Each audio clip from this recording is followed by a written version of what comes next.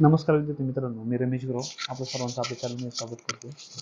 आज आपण सावित्रीबाई फुले पुणे विद्यापीठाचं जे काही ट्रान्स्क्रिप्ट आहे, ट्रान्स्क्रिप्ट सर्टिफिकेटला अप्लाय कसं करायचे या संदर्भातला व्हिडिओ आज मी घेऊन आलो आहे. तर चला तर आपण सुरुवात करू. तर सर्वप्रथम तुम्हाला हे sps.unipune.ac.in ह्या वेबसाईटवरती यायचं आहे. याची लिंक मी व्हिडिओच्या खाली दिलेली आहे, ती तुम्ही तिथून पण जाऊन अप्लाय करू शकता. आता यापूर्वी जर तुम्ही एक्झाम फॉर्म भरला असेल, त्यानंतर तुम्ही जे लॉग इन किंवा अकाउंट क्रिएट केलं असेल तर तुम्ही डायरेक्ट इथं लॉग इन करायचे. पण ह्यापूर्वी तुमच्या इथं ह्या SPS ला तुमचं अकाउंटच क्रिएट नसेल तर तुम्ही नवीन अकाउंट क्रिएट करू शकता. हे अशा पद्धतीचं. आता ऑलरेडी माझं अकाउंट क्रिएट आहे. त्यानंतर तुम्हाला इथं फक्त तुमचा ईमेल आय डी किंवा मोबाईल नंबर टाकून तुम्हाला इथं लॉग इन करायचं आहे. तुमचा युजर आय डी टाकायचा आहे, तुमचा पासवर्ड पण टाकायचा आहे आणि तुमचा जो काही कॅप्चा आहे तो कॅप्चा शो होईल, तो कॅप्चा तुम्हाला ते एंटर करायचा आहे. त्यानंतर लॉग इन बटनवरती क्लिक करायचे. लॉग इन बटनवरती क्लिक केल्यानंतर तुमचं अशा पद्धतीचं लॉग इन होऊन जाईल, ज्यामध्ये तुमचे जो काही कोणताही कोर्स असो, समजा माझा इथे MA इकॉनॉमिक्स होते, पण तुम्हाला समजा इंजिनिअरिंगचा अप्लाय करायचं तरी काही अडचण नाही आहे. इथं फक्त अप्लाय फॉर सर्टिफिकेटवर तुम्हाला क्लिक करायचे. अप्लाय फॉर सर्टिफिकेटवर क्लिक केल्यानंतर तुम्ही यापूर्वी कोणते कोर्सेससाठी जर तुम्ही कोणते सर्टिफिकेट काढले असेल त्याचं असं डॅशबोर्ड तुम्हाला दिसून जाईल. नसेल तर तुम्हाला होमवरती क्लिक करायचे. क्लिक केल्यानंतर तुम्हाला हे अशा पद्धतीचे सगळे ॲप्लिकेशन तुम्हाला इथं शो होऊन जातील, ज्यामध्ये तुम्हाला अप्लाय फॉर ट्रान्स्क्रिप्ट ह्या बटनवरती क्लिक करायचे. आता अप्लाय फॉर ट्रान्स्क्रिप्टवर क्लिक केल्यानंतर तुम्हाला अशा पद्धतीचे इंस्ट्रक्शन इथं शो होतील, ज्यामध्ये तुमचे सगळ्यात महत्त्वाचं काय आहे का तुमचे जे ट्रान्स्क्रिप्टचं शुल्क आहे प्रत्येक वर्षासाठी प्रोफेशनल कोर्सला ₹200 असेल आणि नॉन प्रोफेशनल कोर्सला ₹150 असेल. आणि प्लस ज्या विद्यार्थ्यांना समजा इलेक्ट्रॉनिक ट्रान्स्क्रिप्ट हवे त्यांना ₹200 ॲडिशनल असेल. म्हणजे समजा तुमचा इंजिनिअरिंगचा कोर्स आहे 4 वर्षाचा, तर प्रोफेशनल कोर्सच्या अगेन्स्ट 200 इंटू 4 म्हणजे ₹800 ती फी झाली आणि इलेक्ट्रॉनिक घेतलं तर 200 म्हणजे असे ₹1000 तुमचे चार्ज असेल. आणि त्याचप्रमाणे नॉन प्रोफेशनल समजा BComचा कोर्स आहे तुमचा 3 वर्षाचा कोर्स असेल तर ₹450 1500 इंटू 3 म्हणजे ₹450 तुमचे असं शुल्क असेल. अशा पद्धतीने कॅल्क्युलेशन ऑटोमॅटिक तुमच्या लॉग इनमध्ये पेमेंटला येऊन जाईल. या व्यतिरिक्त तुम्हाला जर तुमचे ट्रान्स्क्रिप्ट जे हवे त्याचं तुमचं मार्कशीट तुम्हाला स्कॅन स्वरूपात हवी आणि तुमचं एक फोटो तुम्हाला आवश्यक आहे. तर याच्यात चेकबॉक्सवरती क्लिक करायचे, मी सगळ्या सूचना वाचल्या म्हणून, आणि अप्लाय बटनवरती क्लिक करायचे. आपल्या बटन क्लिक तुमचा जो PRN नंबर आहे मार्कशीटवरचा, तो मार्कशीटवरचा PRN नंबर तुम्हाला इथं टाकायचा आहे. तुमचा सीट नंबर जो असेल तो तुम्हाला इथं टाकायचा आहे. तुमचं जेंडर सिलेक्ट करायचं आहे. त्यानंतर तुमचं जे नाव असेल ते नाव तुम्हाला इथं टाकायचं आहे. त्यानंतर तुमचं जे नाव आहे तेच मराठीत तुम्हाला इथं ट्रान्सलेट करायचं आहे. मदर नेमचं पण तसंच आहे. जर असेल मदर नेम तर तिथं हे करा, नाही तर डॅश करा. त्यानंतर तुमचा पिन कोड तुम्हाला इथं एंटर करायचा आहे, जे की तुम्हाला तुमचं ट्रान्स्क्रिप्ट ज्या ॲड्रेसवरती हवं आहे त्या ॲड्रेसचं तुम्हाला इथं ॲड्रेस इथं एंटर करायचं आहे. त्यानंतर तुमचा जो मोबाईल नंबर असेल तो मोबाईल नंबर तुम्ही इथे एंटर करा.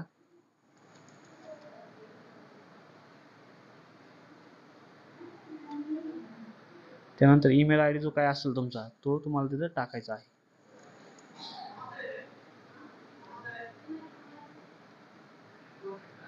तुमची जी डेट ऑफ बर्थ असेल ती डेट ऑफ बर्थ तुम्हाला सिलेक्ट करायची. त्यानंतर तुमचा पासपोर्ट साईज फोटो जो की 300 KB आतला असेल तो तुम्हाला इथं अपलोड करायचा आहे.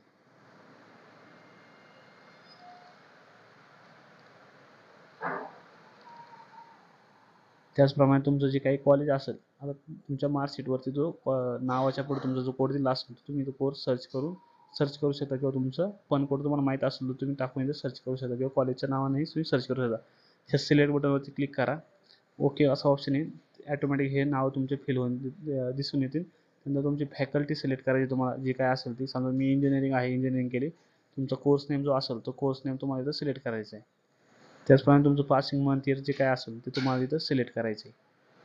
पासिंग इयर काय असेल तुमचं ते.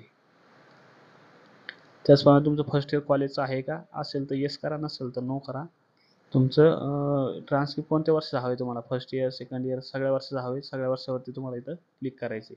त्यानंतर तुम्हाला नंबर ऑफ कॉपी किती हव्यात, समजा मला 3 कॉपी नंबर ऑफ हवे, तुम्ही अनलिमिटेड कॉपी इथं घेऊ शकता. डिलिव्हरी टाईप तुम्हाला जर काय बाय पोस्ट पाहिजे, इलेक्ट्रॉनिक पाहिजे, मला समजा दोन्ही पाहिजे तर मी दोन्हीवरती टिक करेन. मला फक्त बाय पोस्ट पाहिजे तर बाय पोस्ट टिक करेन. त्यानंतर तुम्हाला डिलिव्हरी ॲड्रेस जो वरचा टाकला आहे तो सेम ॲज असेल इथं क्लिक करा.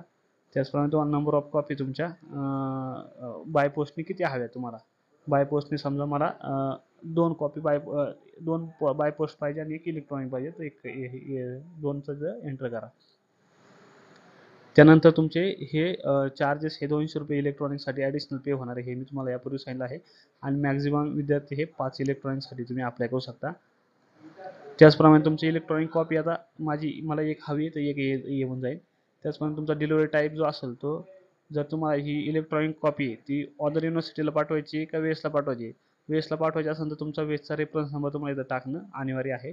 आणि जर तुम्हाला अदर युनिव्हर्सिटी असेल, अदर युनिव्हर्सिटीचा तुम्हाला तुमच्या ह्या ट्रान्सक्रिप्टच्या मेल आय डीवरती तुम्हाला हे